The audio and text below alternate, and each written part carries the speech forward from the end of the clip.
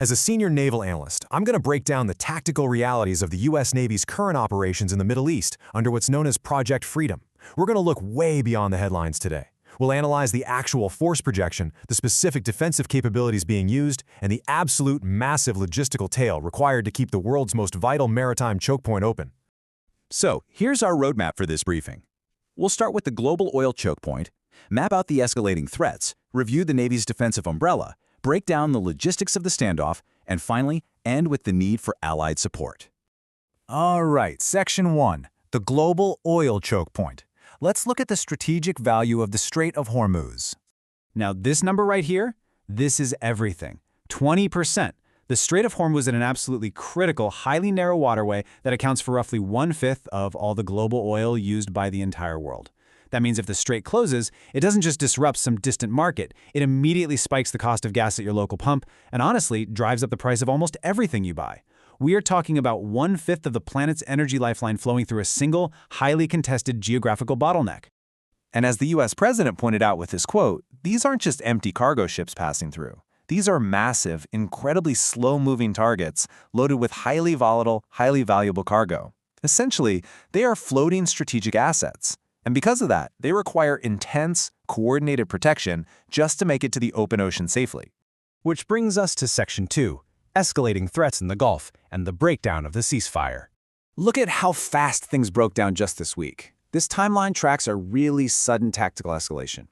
Early in the week, on Monday, we had 2 U.S. Navy destroyers successfully navigate the strait, reportedly dodging incoming fire. Good news, right? But then the threat matrix just expanded rapidly. By midweek, Iranian forces launched a barrage, 15 ballistic missiles and 4 drones, but they didn't aim at the ships. They aimed directly at a United Arab Emirates oil facility. So that brings us to the present. We've got this fragile ceasefire that is being severely tested, and it's pushing the United States to prep for the very real possibility of a return to active combat operation. Now, as an analyst, this is the detail that really makes my ears perk up.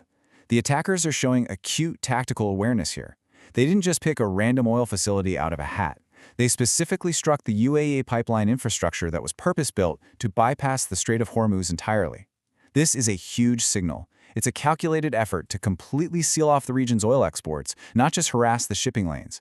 So what's our response? Let's dive into Section 3, the Navy's defensive umbrella and the tactical posture of Project Freedom. Just look at the sheer scale of this force projection. Central Command's Admiral Brad Cooper outlined this deployment, and it is a massive concentration of firepower. We're talking guided missile destroyers specifically equipped for ballistic missile defense, over 100 aircraft operating from both land bases and carriers, advanced unmanned platforms, AH-64 Apache helicopters ready for rapid close-in response, and over 15,000 U.S. service members. In naval terms, we call this an integrated, multi-domain defensive umbrella. It's designed to lock down the airspace, the surface, and the subsurface, all at the exact same time. And how exactly are they using all these assets? Well, they're employing a specific tactical posture called overwatch. They aren't just riding shotgun right alongside these massive tankers. Instead, they hang back. They maintain a calculated protective distance.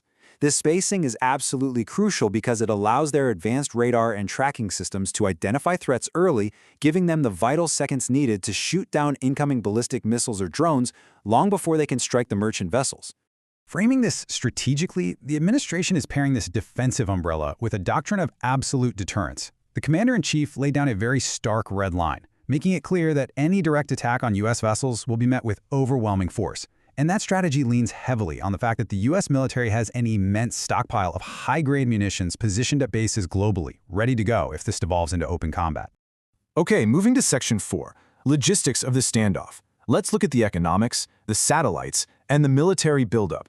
Right now, we're watching a really high-stakes, dual-track standoff play out behind the scenes. On one side, you have this massive U.S. military buildup. We're talking daily arrivals of C-17 cargo planes just stockpiling bombs and ammunition in the theater, while refueling aircraft fan out to extend the operational range of our fighter jets. But on the flip side, the U.S. is applying crippling economic pressure through a naval blockade. This blockade is reportedly so tight that Iran literally has 0 remaining oil storage facilities left to hold their crude. That applies immense, compounding domestic pressure on their regime with every single day that passes. But hey, this isn't happening in a vacuum. Here is the wild card that severely complicates the theater. Intelligence indicates Russia is actively supporting the adversaries. They are reportedly supplying the exact satellite data and logistical tracking needed to pinpoint the locations of U.S. bases in the region. This is a huge deal. It dramatically elevates the risk for American forces and basically turns this regional choke point into a flashpoint for much broader great power competition. Which brings us to our final section, Section 5, the need for Allied support and the crucial question of burden sharing. Look, there is a vast and, frankly, unsustainable disparity out there right now. The United States is bearing almost the entire operational and financial burden. We have hundreds of vessels and well over 20,000 sailors committed to securing the Persian Gulf and the Strait. Meanwhile, allied nations across Europe and Asia, countries whose economies absolutely rely on that 20% of global oil flowing through the Strait, they're mostly just sitting on the sidelines. They aren't actively participating in the defense of their own energy supply chains.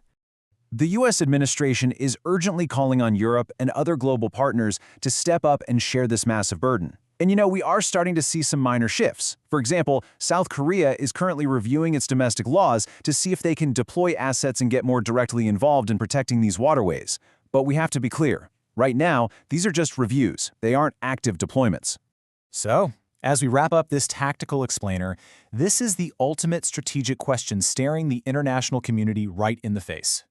With advanced drones, ballistic missiles, and great power interference all converging on this single 21-mile-wide waterway, will international partners finally step up to share the burden of protecting their own economic lifelines, or will American sailors and airmen be forced to face this escalating threat and a potential return to full combat operations entirely alone? The clock is absolutely ticking in the Strait of Hormuz, and the entire global economy is waiting for an answer. Thanks for joining me today.